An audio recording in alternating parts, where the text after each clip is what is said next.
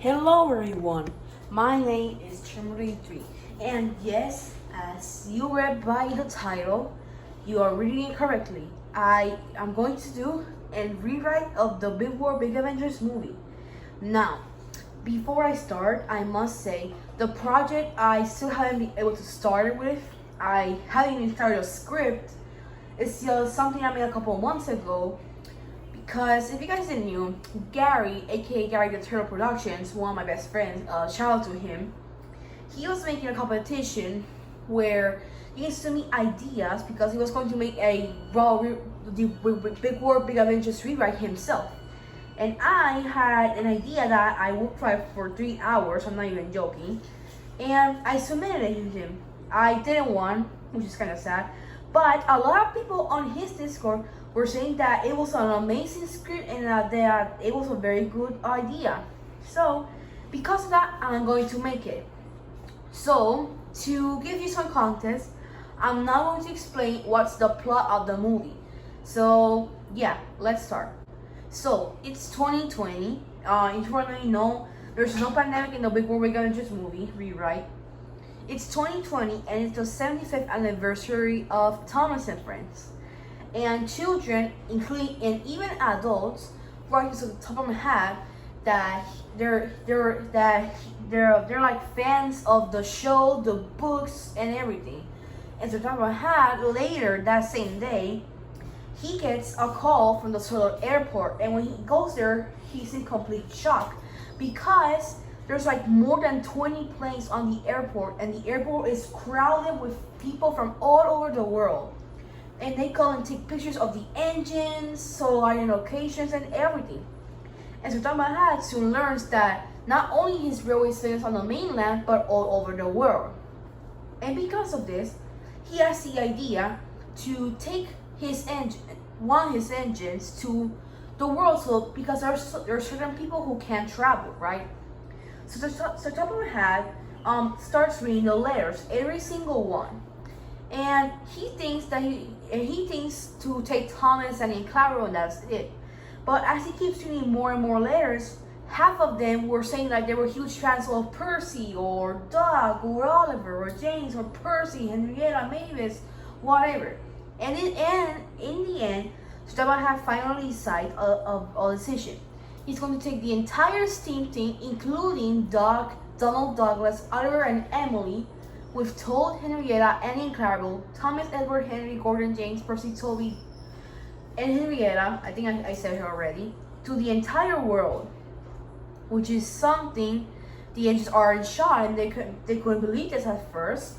And the engines then started happy because now they're going to be able to to go to their countries that the children who won't be able to come to Sodor will be able to see them.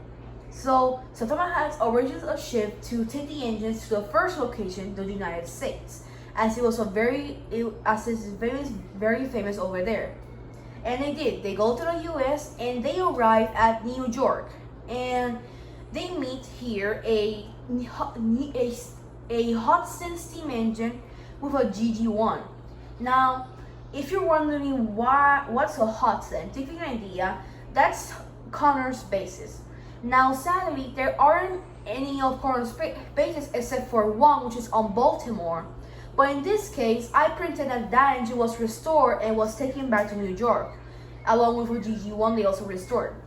In my version, when they meet these Hudson GG1s, they take them to because they arrive at nighttime.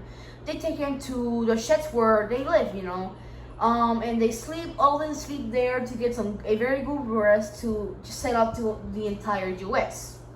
And Thomas tells Percy that he's very excited for it and all that kinds of stuff, The next day, they travel to Pennsylvania, Strasburg, not a Strasburg Railroad, sadly.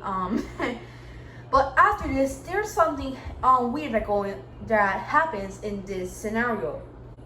By a misunderstanding by Sir Topham Hatt, they took a wrong turn on a siding, not a siding, a point.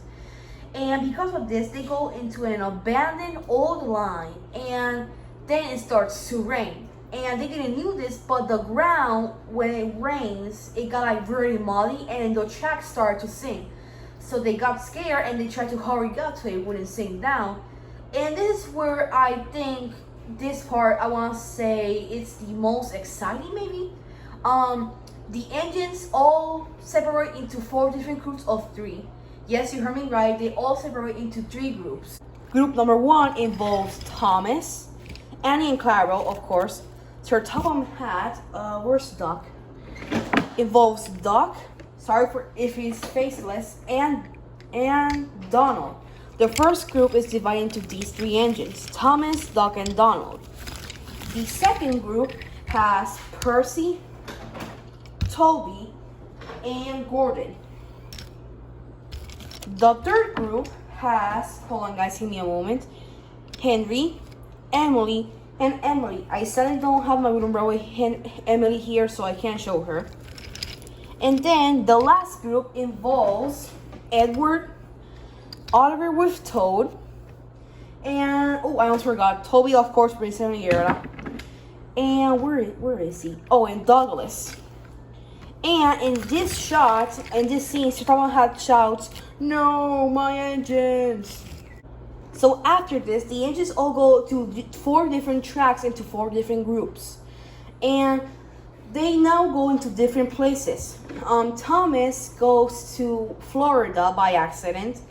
And he learns, and because of, again, Sir Topham Hatt misunderstanding it, he thinks that all of his engines were into Africa, when it actually were a different engine. So yeah, why are you misunderstanding so much, Sir Topham Hatt? Anyway, they go into a ship to Africa.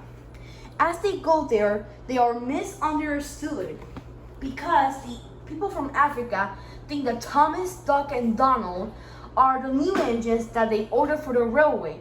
So Topham Hatt tries to explain to them that these are not the new engines they ordered, but they don't understand him, and they send Thomas, Doc, and Donald to pull a very long goods train.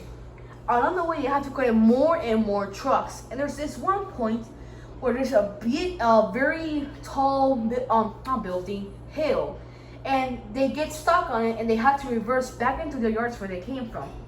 And then it's in this scene where they get help from this engine. It's a very old, this engine looks abandoned, old, rusty, missing some parts, and very sad. This engine helps them from behind, and they manage to get over the hill. Later, Thomas asks Topham Hatt if they could take the engine with them, and Topham Hatt agrees, and the engine becomes very happy. And this engine is Nia. Now, if you're wondering, Nia is not going to be that orange color she is. Sure, she's orange, but it's going to look very faded, very rusty, and everything like that. If you have seen the Lucky Tux review of the Big Big Adventures, my Nia is going to look like the one he photoshopped, so yeah. So after this, they continue along the way and all the kinds of stuff. And soon they reach the other side of Africa with the help of Nia and all those kind of stuff.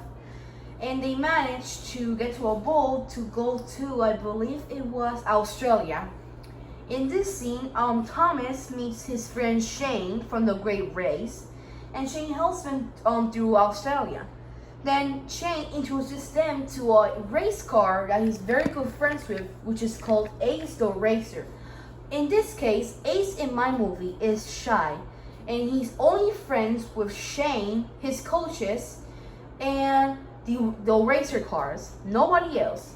So when Ace actually sees Thomas, Doc, Donald, and Nia, he's actually very shy and doesn't even say hello. After this, Thomas talks to Ace, and they become very good friends. And then Thomas asks why is he so shy, and then he says that he's scared that people may think that he's like a very bad person, or that he's like very bad and not great at anything, that he'll fail in life and everything. But Thomas tells him that he's a racer, and that's pretty amazing. And if people ever tell him that, he should not listen to it, because if you're happy with what you're doing, that's all that matters. And Ace actually becomes happy about this, and they actually go watch Ace race. And because of Thomas's support, they actually made Ace more positive for himself and managed to win his first race in 2 years. And then at night, when they're about and they're night, Nia talks to Thomas saying that she can't believe that she managed to switch Ace from being a shy, scared race car to a brave and super nice race car, you know. And Thomas says that he just wanted to help him and all that kind of stuff. After this, I think, hold on, let me check here. Oh dear God. Okay, my bad. After this, they go into the mainland, which they found Gordon, Toby, Percy, and Henrietta. And after this, Nia saves Toby. To explain some context, when Thomas, Doc, and Donald and Nia arrived to the mainland, they saw Gordon with his brother Flying Scotsman and his two cousins, Miller and Spencer. Yes, Miller does appear in this movie. He doesn't talk a lot, but he does appear. And Toby and Percy are in the chunky jars. And the Diesel plays a trick on Toby where he chunks Toby into an old bridge. Nia actually sees this, and she tells the Diesel that it was not very nice from him. And he says it doesn't matter because, after all, he was an old steamer and he looked useless. And Nia gets super angry and starts calling me, telling him that he's a disgrace to the Diesel range. That it's very wrong what he did, and that he never did this. And the Diesel is still not scared, but Nia somehow pushes the Diesel so hard he hits a wall and and the wall comes down to the Diesel itself. And then Nia says, "That's what you deserve for being such a how do you say this word? I forgot, but she says something." And after that, she quickly acts and saves Toby from the broken bridge. This obviously is top of hat because, you know, he saw that Niels was very helpful in Africa with the goods train. She was very kind to the others, and she wasn't scared to tell the others that they were wrong. And she was very brave because she could have fallen down bridge. Like, that was very brave of her. So after this, all the engines reunite into one group, and when Saitama Hat meets all the engines, he realizes that all of the engines went around the world. Even though they weren't together, each group went to the entire world. And Saitama Hat had accomplished his dream, what he wanted to do.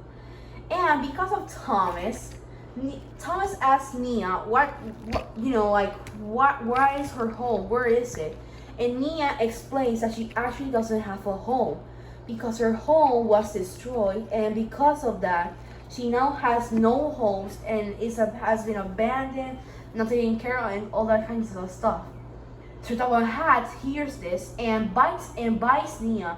Nia is so happy about this. She cries and says thank you to all the engines and Saitama Hat.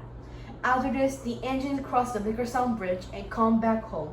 When they reach Knapford Station, there's a big banner that says "Welcome home," and all the engines are there celebrating, including many people from all around the world.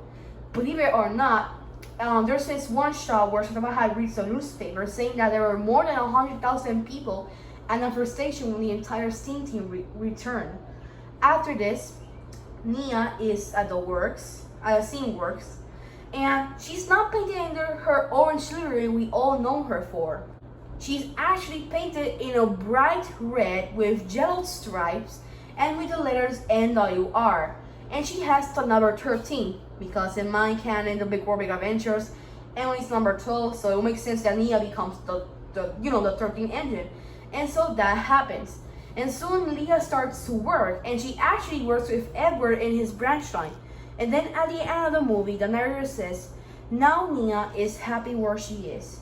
She finally has a home, and I'm messing up my lines. At the end, the narrator says, Nia is now happy where she lives. She is with all of her friends and family as well. And now, she can call a place home. And the movie ends there. But as you may have realized, I only talk about Thomas, Doug, and Donald, not all of the other groups. Now, because I am currently editing this, the video is pretty long, so I'm gonna have to separate this into 2 parts. So it's gonna be part 1. So I'm gonna upload part 2 in a bit.